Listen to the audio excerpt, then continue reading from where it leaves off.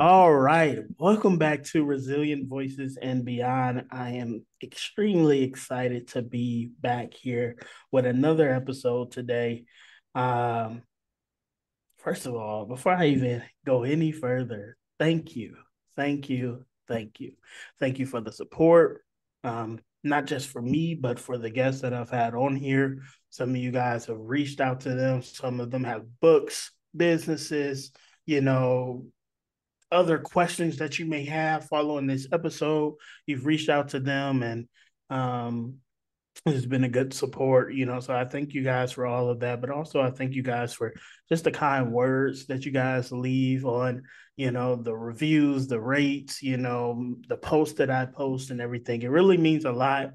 Podcasting is not for the weak at heart. Keeping episodes flowing and everything like that. So thank you so much. I would be remiss if I did not say that. Um, if you have so far stumbled, across this podcast and skip season 1 and 2, and you like, who is this person talking? Who is he? What's his name? What's going on here? Why am I here? My name is Michael D. Davis Thomas, aka MDD Speaks. I spent 11 years approximately in the Michigan child welfare system, half of that in the juvenile justice side, then switching over to the foster side. There was a period where I was a dual ward. Um, but yeah, essentially that time. Came out of the came out of that and started working in advocacy, doing residential work, youth care work, mentoring, peer support, policy work, program development, you name it. I've had a little toe dipped into it. Um, but you guys are not here for me. As much as I could talk my ear off, you guys are here for my guest. So without further ado, I'm gonna have her introduce herself. Hi, my name is Jena Braunsberg, and I am an attorney and currently work as a legal training specialist in the child welfare system in Pennsylvania. Thank you, thank you, thank you. So we gonna get into it. We just gonna have a really good conversation, and we're gonna get to know you a little bit more, Jenna, if you don't mind. I'm really excited but nervous because it's very easy to say, I'm a shiny attorney, look at me, when we're actually going to go more to that resiliency side. And this is the Yeah, first time I'm being public about that. So thank you so much for having me. no problem. Thank you. So my first question dives deep into it head first. We're So, here. um, you've been in this space for a while. You've navigated different roles and so forth in this space. Um, to the best of your ability, can you share your why? How did you get into this? And what has been the journey to your now? My why, I actually was sharing this story earlier during a training today, and it's a little pretentious because I didn't want to be a lawyer. Um, so I failed because I have an now it's diagnosed, but I have a vision disability. So I always thought that I couldn't be a lawyer because I kept making silly mistakes. Mm, And when I was in school, I was like, oh, I could never do that, even though I had a lot of lawyers in my extended family. mm, Although I'm a first generation college graduate, but I always thought you had to be big and fancy. But I went to law school because I was a Latin and philosophy major in college. What else was I going to do with that? yeah. But I really wanted to help people. But when I went to law school, I had no idea who I wanted to help. And through a number of different opportunities, I turned out I wanted to help kids um, who weren't as privileged as I, because I'm white, I'm cis, and I like to say I fell through every crack in the child welfare system. If you do my adverse childhood experience score, I'm an 8 out of 10, which Mm, is not a great number to have, well, but we were able to avoid detection, mostly because I didn't know that I could ever ask anyone for help and be safe. So that kind of is why I stay in child welfare, because I want to make sure that all the stakeholders, which is a fancy word for saying all the people who are invested in going to work every day, actually do what's best for the kids and care and not just what's easy. Because I still remember the day that I went to school. My dad wasn't there. I had an alcoholic father, and my mom was working three jobs. And so I woke up, he wasn't there. I was in third grade, and I just went to school. And my hair was, I didn't even know it was embarrassing, but my hair was like a hot mess. And the teacher just kind of let it slide. And no Mm. one asked me, like, Jena, what happened or anything like that. And yeah, so I kind of want to not get more people involved in the child welfare system because obviously we have overrepresentation. But if you are, you need safety. If you need someone to step in and make sure you're safe, that they actually do what the law says and not what's easiest for them. Mm. Thank you for sharing that. What comes to mind as you're sharing that, I go to this question. So, you know, a lot of what you do now is trying to be that individual and raise that voice um, on behalf of some of the gaps you experience. So, um, if you don't mind diving a little bit deeper into that, you spoke about experiencing some gaps.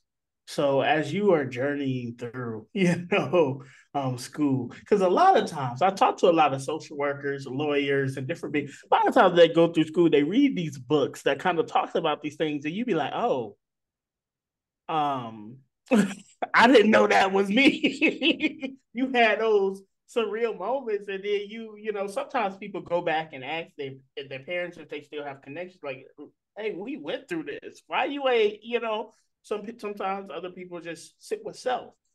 So, was there a moment like that for you as you were going through school, as you were doing these trainings? You were realizing some things, but also you still have vivid memory, obviously, of some things that happened in your childhood. Was there a moment that you were really thinking about all that you had been through and how that has affected you and made you who you are? Um, I still have a lot of disassociation. I actually had a therapy session this week, because of course I have like all the diagnosis that goes with having a trauma-filled childhood, the PTSD, the ADHD. I'm also Mm-hmm. autistic, which I actually think helped kept me safe because I didn't question and following rules. I was always the quiet person who just did their job and overcame a lot silently while it was melting down inside, but it also kept me out of the system, which I'm literally the county next to Kids for Cash in Luzerne County. Like I'm in the northeastern Pennsylvania, which was a horrible juvenile justice scandal that happened. So, and I was the same age when I was acting out that if I was put before that judge, no lawyer could have probably saved me. Oh, Mm-hmm. and just to be clear, since I am a lawyer and I'm autistic, what I'm saying does not represent the views of anyone that I represent or have ever represented. I'm speaking of my own personal experiences. So please, I'm terrified of, being outed. So it's just me. I don't speak for anyone else. Sorry. That's No, my. you okay. You okay. I understand it. Um, I appreciate that. You kind of segue to one of my other questions that asks about what part has mental health played in your then and in your now. You kind of touched on it. You have a therapist and, you know, um, you see that person regularly. But also, is there any self-care routines, anything that you do in particular to high stress, or what have you, that sets apart. But also, what has that journey of discovery within mental health and self-care for yourself in this field look like?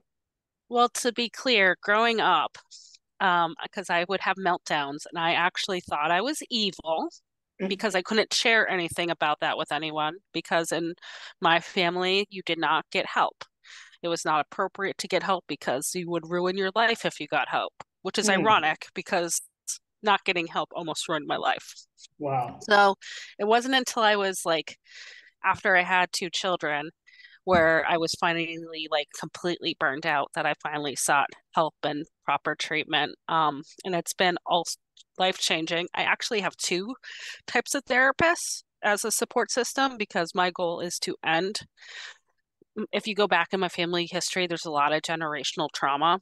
Hmm. And my goal is not to pass that on to my children because that's the least I can do. And because I've done a lot of research in child welfare and development, I know that they don't need the therapy. I need the therapy. But when That's it comes but when it comes to self-care, that's actually something I'm actively working on because when you grow up in a child in an alcoholic home, an abusive home, and you also work and you're in a family where the mother has to work in order for you guys to live, like have the basic necessities, and you're by yourself a lot, you kind of don't develop those skills that you matter because a lot of the time you are just trying to stay out of the way and not make things harder for everyone else. So I actually still am working through EMDR to recognize that I am worth self-care because again it goes back to thinking that in order for me to exist in this world I have to save everyone else. But guess what? You can't help other people if you don't help yourself first. So I'm working on it. Right now I have fidget putty. That is awesome. That is my self-care. I love it. I love it. You said something that it's so powerful. I feel like if a lot of people took this approach, um, we will see a difference, a huge difference. But it's not the children's job to go to therapy. It's for you to get the help that you need, before they are affected where they have to go to therapy. I think when we're talking about prevention and family preservation and different things like that, we have to talk about, the generational cycles um, of trauma, of abuse, of neglect, of historic trauma that has affected different families and cultures and different things like that. Um, and we have to deal with it. We have to deal with it. It's not. We've come to a place where we recognize it, but a lot of times we excuse it away because we like, oh, well, I can't go to therapy. I gotta work. Like I got to put a food on the table for the kids. Or all these other different things. And I'm not saying that those things aren't priorities. Those things aren't important because yes, you have bills, you have kids to feed. Those same very kids you are trying not to traumatize. But your mental health is that much important. That has to be a priority as well because as much as you are working hard to provide in a physical sense, there's an emotional sense of providing that may be lacking or damaging due to you not dealing with your issues.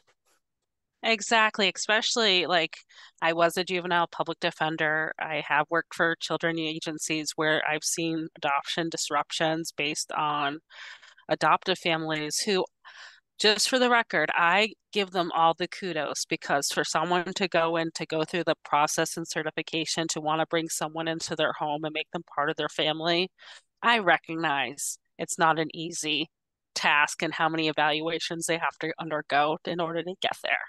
Mm-hmm. However, I do think that hopefully we continue to have trauma-informed therapy when it comes to these caregivers receiving children, especially because I think there's a misconception that if you get a child young enough, hopefully you'll be a-okay and you Mm-hmm. won't experience the genetics or the environmental harm that was done to that child.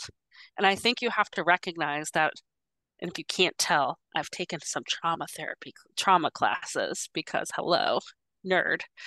But if you actually go into like some of the research, it actually does show that your brain from the start and the connections you have when you're the tiniest can impact how you are for the rest of your life. And that Mm-hmm. can Like, I'm not kidding when I say, like, some of the things that I did to my mom when she was, and hopefully she doesn't hear this, but when she was a domestic abuse survivor and she works so, so hard, like, like I would melt down. I would be a bear. Like, I'd be defiant. I would lie about things that didn't even matter. And I joke it's because we're in northeastern Pennsylvania where we have a lot of Italian Americans. So, the Sicilian vibe, like you Mm-hmm. don't talk. Um, but regardless, she never would report me to someone. She was there through all my horrible things because my dad eventually left and we dealt with it. But I was the one who had a really hard time. Even though I was going to school, I was doing my work. But because she was my biggest support system, I treated her the worst. Mm-hmm. And again, not saying she's perfect, but saying that she never gave up on me. And I did a lot of work for us to now have a good relationship, and she's done the work too. So I am lucky in that way. But I feel like if adoptive therapy, not adoptive therapy, but if adoptive families knew more about trauma informed care, I would hope, because people don't like being lied to. If you give everything to the kid and they start lying, like it's just brain science. Mm-hmm. I would even extend that out because you mentioned something ever so slightly about some of the behaviors you had due to the trauma you were experiencing. You were a child, you were a child, there's no fault of your own. We communicate how we know how, at best, how we know how in the moment, until we know how to do differently. Um, and it's good that you recognize that now, but you mentioned about those behaviors, and it's a big fact that a lot of kids, some have some semi great homes, but they end up in the foster care system due to behaviors. Yes, So when we talk about, I know you mentioned having trauma informed, adoptive and foster parents, but I would even extend that to having trauma informed parents altogether. Like, that is true. we as a society need to become trauma informed. So when we have those kids, those young adults, even, that we know how to support them, you know, uh, and help them develop emotionally properly. Help them be able to communicate versus, act out. And that's patience. It starts with patience. It starts with grace, and it starts with, getting to the root of the trauma that is causing that. I believe behavior is language. Um, Correct. so like, ain't nobody out here tripping, doing whatever. Even adults, you ain't out there going clubbing, partying, every day, knowing that you ain't got the money to do so for no reason. It's something rooted in that, but I don't want nobody to feel bad. I don't want nobody to be mad at me. So I'm gonna leave y'all coping skills alone for today. For today, because I know some people out there doing that now. They like it's, I don't gotta work tomorrow, holiday, whatever. But we I have think to. that is, oh, I'm so sorry. I'm going to No, say, go I ahead, was go like, ahead. that is super important to talk about, especially with how, what was I going to say? Oh, I have some educational trauma because I had a brother who was special needs, aka is extremely dyslexic, but super smart. And in the 90s, you took kids out of the classroom and isolated them without giving them the proper supports they need. I didn't learn until my 30s that it's not normal for people to lose the ability to read throughout the day. My eyes get tired and they spasm, and I can no longer read. I didn't realize that. So I would be in school and feel stupid because I couldn't just do what I had to do. And those was why I was acting out with my mom because she'd be like, Jena, I don't understand. Why can't you just do this? You could do it before. I'm telling you to do it now. Why are you being defiant? And I think that is where I was rooting a lot of my communication struggles is because I was like, I don't know how to, like, I know I'm not evil, but maybe I am evil because I am hecka inconsistent when you want me to be, and I don't know why. And it legit took the pandemic and my inability to print out paper, which is how I coped with my vision disorder. I couldn't even spell words like PhD. Like I'm a lawyer, I have a law degree, but even with spell check, I was getting typos. And that's when I finally took a step back and said, oh, maybe I should get a proper eye evaluation. And that's when I got diagnosed with binocular vision disorder, and it's changed my life. I have so much assistive technology. Unfortunately, that means I become more of a nerd because I'm even reading more. So God help everyone who knows and loves me. But I think there's so many silos when it comes to children. And I think it's very easy, like for schools, and I, again, not blaming teachers, I'm not blaming educators. There's funding issues as well as like having so much capacity to deal with everything, right? Mm-hmm. However, it's very easy. My own child who has the same eye condition as I did. I'm a lawyer. I went into the school district. I told him he had the eye condition. I had the medical documentation to get him the 504 plan he needed. I requested an IEP for him because I knew he was having difficulty reading. And they Mm-hmm. only started the process when he wouldn't stop stimming in class. He wouldn't stop making noise, and they wanted to evaluate him for a behavior problem. Mm-hmm. Well, guess what came out after that evaluation? Wasn't behavioral. He needed help reading. Mm-hmm. But people don't know what they don't know. And it can hurt kids because they internalize that and feel like they're evil. And then why not just be evil if that's all that's expected of them? I can relate so much to what you just shared about your son, because I just remember back when I would act out in school.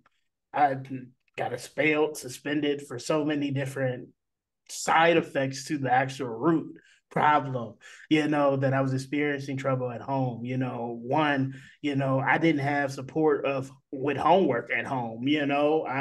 I would come and be confused, didn't understand. I had an extremely huge problem with math.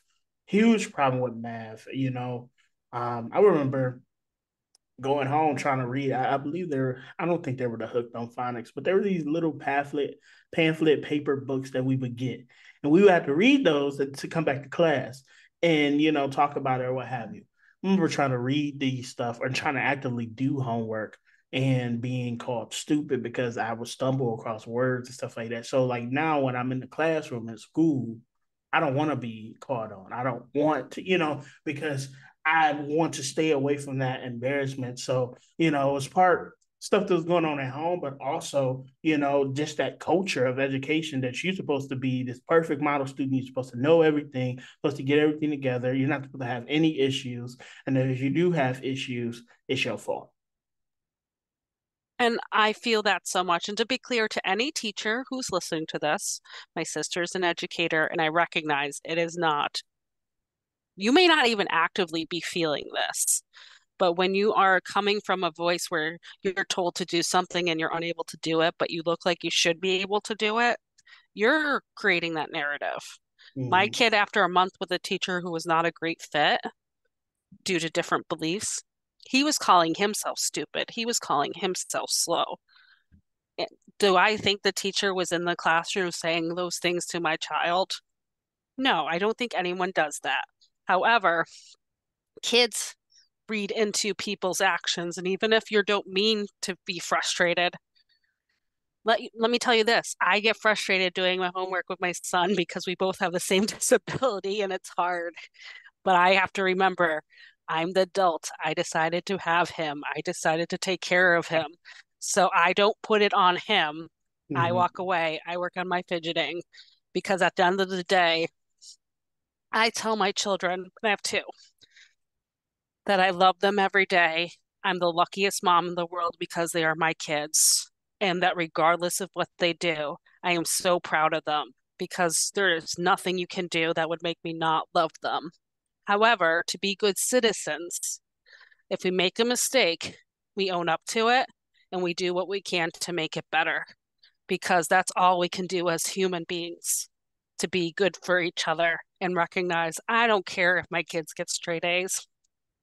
What I care about is that when they wake up every morning, they want to go to school. They not have that anxiety in their stomach and they have the courage to tell someone they don't understand something.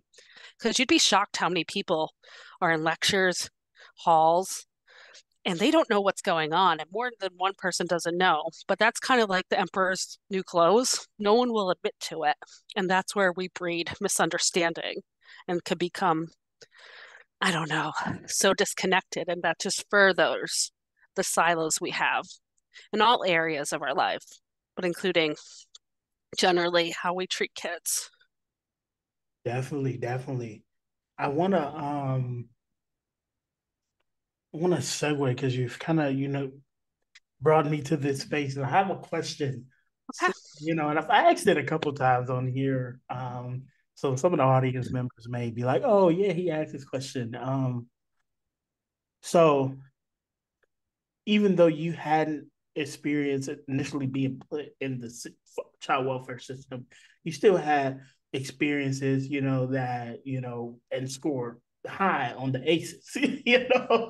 um, what how has that affected relationship building as you have came into adulthood, became a mother? Like how has that affected, and what are some of the, if you don't mind sharing, what are some of the little things you've noticed or caught yourself like, oh no, I'm not gonna do that, or maybe I should switch that, or what have you, because not only have you had that experience, now you became a very knowledgeable person on trauma.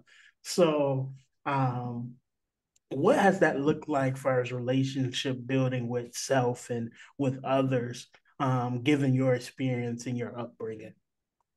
Well, being autistic, you learn to become very black and white thinking, and you do it in a way to keep you safe, especially if you're suffering. And to be clear, just because I'm autistic does not mean that I had to be abused. I'm fortunate to have both experiences. So just because you're autistic doesn't mean that you were abused, and just because you're abused doesn't mean you get to be autistic. Mm-hmm. But what I will say is that I thought I modeled all positive behaviors about what I read in books, which is not the best way because it's fiction. But I would get really frustrated when people didn't treat me the way friendships like the Babysitter's Club or Sweet Valley High. Oh my goodness. Because that's what I thought friendships looked like. And so I would put people on pedestals. And because I had a father who left me, I had a mother who had to work a lot. I was used to people leaving me. So did I have a huge chip on my shoulder for when someone was imperfect? To be like, to keep myself safe, I Mm-hmm. have to run away. And additionally, I learned this fun trauma fact. People that are abused as children have a harder time with people's faces who are neutral. Mm-hmm. You automatically assume that the person is mad at you, angry, and you become scared. And it actually involves like your brain system and you're unable to think logically. And So since have I've you learned this thinking fact, about that now? since learning that fact in the last 2 weeks, you have no idea how many people with neutral faces I feel that coming on. I'm like, wait, no, they're not actually mad at me. That Mm. is my brain telling me that in order to protect myself, because it's coming from a good place, it's just a skill not really helping me. So being more conscious of that, it's already been helpful for me to be like, and it's hard, but something I said to someone today, you cannot you cannot go back and explain yourself if you feel like you're misunderstood because you have the human dignity that if someone you're talking to doesn't understand you, they have the authority to ask you that question. You do not have to go back in your brain and relive that conversation, and you do not have to go back to them and clarify until they actually ask you that question. Just thinking like that has given me so much more peace. It helps me be more mindful and it helps me focus on the things I want to focus that makes my life better for myself because again, that's self-care and trusting. Like I know I'm a good person to the best of my ability. I'm not perfect. But I do know if someone brings up a mistake with me, I will work on it and acknowledging it. But at the end of the day, I have to be happy with how I do things. And it's not someone else's opinion. I can keep myself safe. Definitely. I appreciate you sharing that. And I asked that question, all the questions that I asked have uniquely been developed because these are things that in conversation with other alumni, foster care alumni, people who work in this space, stakeholders, we've had conversations and we're like, oh, does this or does that, so some of these questions I've developed and that I continuously ask are from that. But also I started asking this question because I'm intrigued to know, for those who have experienced some things, what was that journey? What was that pathway to that for some people that first boyfriend, that girlfriend, that first partner, to having kids, what did that look like for you? Was it, and some people have answered that question that I was scared to have kids because of what I've been through, So I always get unique answers. So I really appreciate you sharing that and being open with me on that. I want to I switch gears. But go Oh, ahead. just real quick, I want to give a shout out to my husband, Josh, who probably will never hear this because I will have to tell him it exists, but I'll work on my inner bravery. But when we got married, I was not my healthiest. I had a huge chip on my shoulder, and having kids with him, it could have been not great if I didn't, like, he didn't need the therapy. I needed the therapy, and he saw my potential and he stayed with me through some really, really hard times as I figured out just recognizing that I was autistic and neurodivergent and that I was putting so much pressure on me to be a person I was not. And I'm so much happier being myself. But he having support through the hard times is what helps people grow. You can't do it by yourself. But he shout out to him if he ever hears this. Definitely shout out to Josh, and I'm even extend that too. Shout out to those individuals who stay and love unconditionally because I tell you the baggage that we can that we Yes. carry. I know it's like flashing red lights, like go away, no. But it's those select few that be like, this is a beautiful piece of art. I think I want to take it home with me. And they take us home and they love us and they care for us and they help us grow and they help us heal. They help us see there's a different version of love than what the love that we were raised with. You know, um, and I appreciate those individuals. So, shout out to Josh, shout out to all those individuals out there, whether you are a friend, whether you are a partner, appreciate you out there. I have a few questions left. Um, Switching gears, um, you've talked about some of your experience, with work and what you do now, and touching on some of the families you've worked with in the past. Um, I want to kind of open this up more of a statement slash question. What are some of the passion topics that are important to you, and why are they important? And what does you know advocacy, if any, looks like for you in this space of your life now?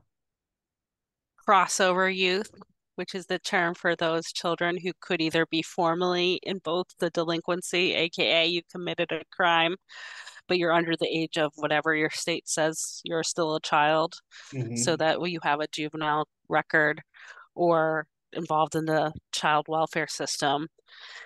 The reason I'm passionate about that population is because if you look at the research, they have so much potential. And I don't know if people recognize the lost opportunity we have, especially with fostering and adopting that population, because at the end of the day, they may have a lot of needs, but they're not as, I think it's harder to have someone who is suffering and acting out and welcoming them into your home. I don't know if I could do it, but if you look at recidivism rates and how interventions can help and having those connections, that's something I work on with my career. And I also think working on what invisible disabilities may be helping exacerbate, because I may be naive, but I really don't know anyone who really wants to be ignored by society and be left out. But I do know that it's easier to exclude yourself when you're misunderstood because there's nothing, it's easier to be ignored than using your voice and not even being heard. It's easier to save yourself by you walking away. And I want to bridge those gaps because there's so many laws that protect that population, but we need to raise them up and let them heal. Definitely, definitely. I being one of those individuals. Right? Being one of those individuals, I recently took on a new job. And we can thank God for that because if many of you guys who've been following me on social media know that I've been in a job transition. Um, and it's been rough. It still is rough, but I'm a firm believer that things will work out. Um, but anyways, took on this new job, and that's something I've been talking about a lot. Because it entails working with some of those crossover youth, and me being an individual who has came initially into the child welfare system, in the radar of the child welfare system from the juvenile side, the behaviors, and just knowing that all that I had to go through to even get the support because in my experience there's a huge disadvantage and gap of resources to delinquents, to the juvenile side of things. You were treated as a flat out criminal, so like it wasn't the softness, the nurturing, and barely that. I'm gonna say barely that because it wasn't all that on that side either. But it wasn't that level of, oh, you have trauma. This is why you do this, you know. And even though it was very poor then, it has gotten better. I want to give people their flowers for the work that they have done and the strives to make it better. There's still a huge, and I want to specify that there's bigger strides that we have to make. It's not never going to be okay, even if we only have one individual who goes through the foster care system and they experience abuse again or experience trauma. I'm never going to be okay with that. And I don't think anyone should, but we still have hundreds who go through the foster care system, not only in my state, but across this country and face re-traumatization within going into the system. Many will even say, I was better off at home being abused than being in the foster care system. So, Look, with that being look at me. I may have an 8, but I'm a lawyer.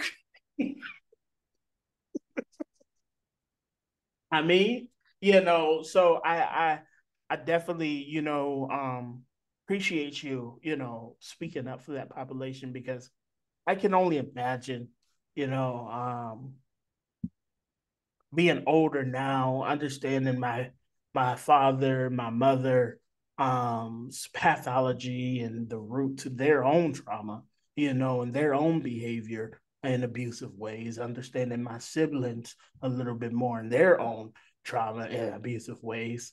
Um, I can say that I know they did the best they could with what they knew how. That doesn't excuse it. That doesn't excuse their actions or their behavior, but I can say that I understand it.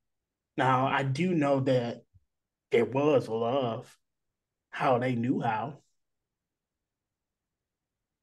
and being an adult, I can say that that type of love is not okay, but to them, that was love, Can I tell you you know. something real quick that I just learned this week? So I was in trauma therapy and it was supposed to be a quick session. And I just casually mentioned something my dad used to do to help me study. And I won't go into it, but I was like, you should have, like, when you're in therapy, like, it's really hard to like rattle a therapist. They're trained not to get shocked. But like this little innocuous comment about how my dad would force me to spend hours studying something in a certain way. And she's like, wait, Jenna, can we come back to that? Like, what is that? Like, what? I was like, is that bad? Like he wanted me to learn. He wanted me to be smart. He wanted me to be successful. Like I don't understand. And so I literally not only talked to my husband, who gave the same look as my therapist, I actually called one of my friends who's a guardian ad litem and be like, so, you know my history. I have a question for you. Like, if I was a kid on your caseload, how would you feel? She's like, oh, I'd be having questions and interventions. And I was a child welfare attorney. Like, and I couldn't even recognize that Mm. I was being harmed in that way because all I saw was my dad didn't want me to be poor. My dad wanted me to be successful. He was the one who got me to read even when my eyes did not work. Like he told me to work hard and do better for myself and look where I am. And I'm learning that even that love can hurt and it's not okay. And it's really hard too. I only changed my name when I was a law school because it was really hard to have my family name and people asked me about my father's side of the family. I still love them, but I had nothing good to say because I hadn't seen them and it hurt. I didn't change the name because I didn't have those feelings for my family, even though they left me. I changed it because I wanted to protect myself. And I think that's really hard for people to not, for the toxic love and bond, but it is there. It doesn't mean that you should allow yourself to be hurt, but it's okay to honor those feelings because it is complicated. Definitely. What you said there kind of just brought me to something I said earlier. Um, and I said, and I say this a lot. Many other people say this as well, so I'm not gonna say it like I came up with this because that's not true. But a lot of us are resilient out of survival, you know, like because we have to. It's not because, oh, you want to be, we're going to persevere, we're going to strive, we're going to be the all that we could be because our circumstances, we're not, you know, it's not a positive thing as it is now. We got to work, do some stuff for it to be, oh, yeah, I'm resilient. Yeah, you know, for it to look back then, it's kind of like, oh dang, I got a flat tire. You know, we gonna, you know, You you just have to deal with it. yeah, you survive it. You know, and I talked about how individuals are resilient out of survival. You know, out of a necessity. But a lot of us don't get to that space where, like me and you, can talk and be like, wow, this was that and that was that. And that's where, conveniently enough, the title of my podcast comes in, The Beyond. Many of us don't make it to the beyond, you know. Many of us don't make it to the end, No. if we being honest, because the end is where you got to work, you got to talk, you got to start seeing that healing. It got to be smack dab in your face, like, oh no, that is not okay, you know. And then when we get to the beyond, we're still on that healing journey. It's just we can recognize that some of our behaviors weren't okay, but some of the other people's behaviors weren't okay. And this is how we rectify that in our own individual lives, in our own individual parenting, in our own individual professional workspaces. Um, so say all that to come back around to have a couple last questions, more so questions, last statement. Um, any last comments you would like to leave here? Tips, tidbits, or advice? I'm super scared to be talking to you, even though it's been a great conversation. Don't be scared. Um, Don't be scared. well, no, because like I'm already like having that internal like, oh my God, who's going to hear this? Oh my God, who's going to judge me? Oh my God, who's going to remember that one time I was not a great person? Because no one's perfect. Right. But what I will say is what I tell people try to say this all the time. It's not that easy. Like, how would you talk to your child? Talk to yourself like that? No, because I don't. When we talk about, if you're in Christianity, Jesus, when you talk about like the golden rule, like love one another as you love yourself, you can't do that if you don't love yourself. Like I could treat many people better than I can treat myself. That's And deep. so my advice is that not to become a narcissist, but odds are if you're listening to this podcast, you are not one because spoilers, narcissists don't worry about being narcissists. But what I will say is that it's okay to be proud of yourself. It is okay to see where you've come from. It's okay to recognize, wow, I did a hard thing. And it's not just because everyone could get through it.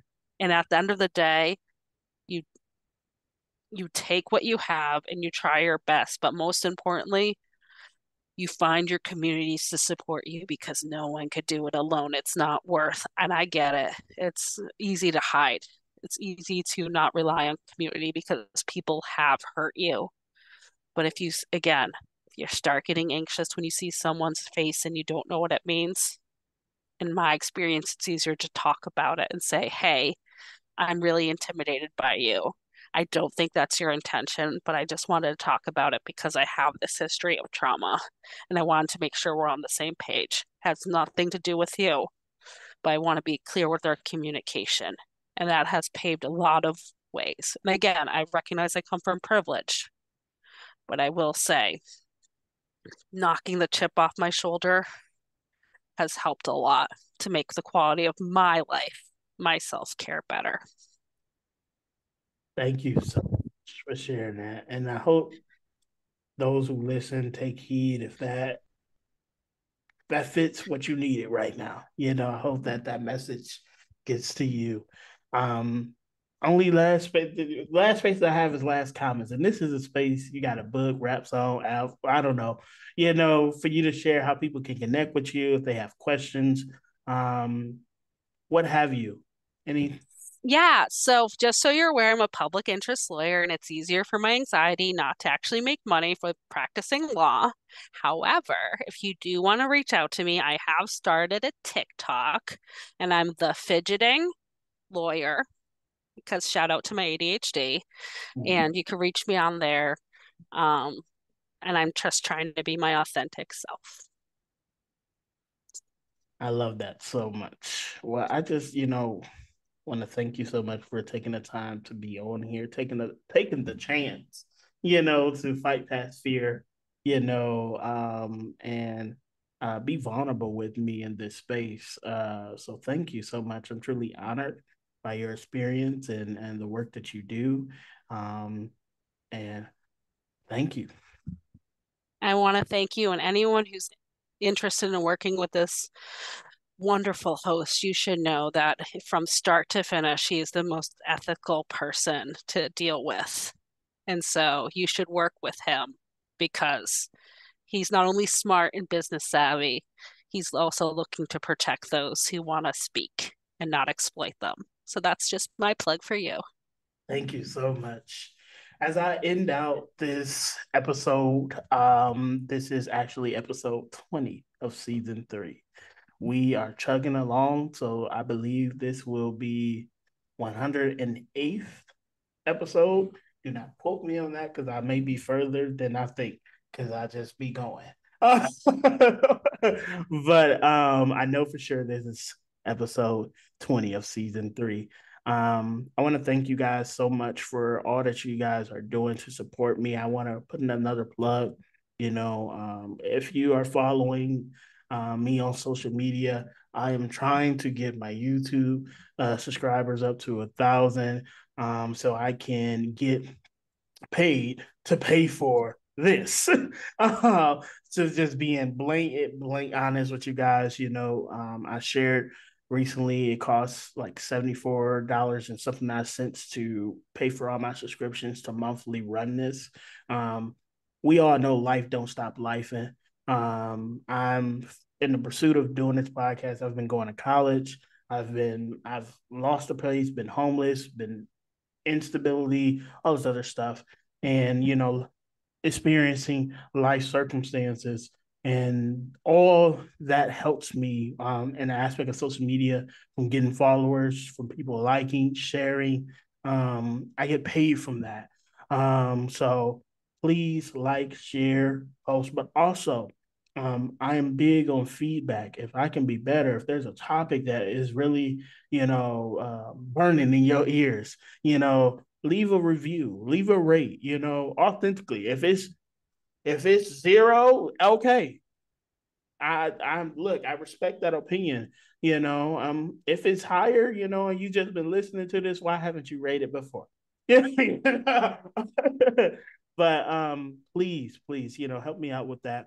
Also, I currently am running a GoFundMe for the amount of $2,000.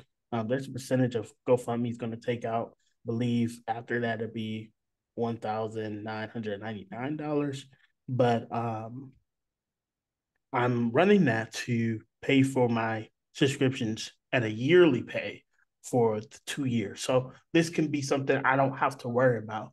The goal with this is to be able to do this full time on top of the consulting and stuff that I do. But unfortunately, I've had to work multiple different jobs while doing this. And, I believe that there's more work here.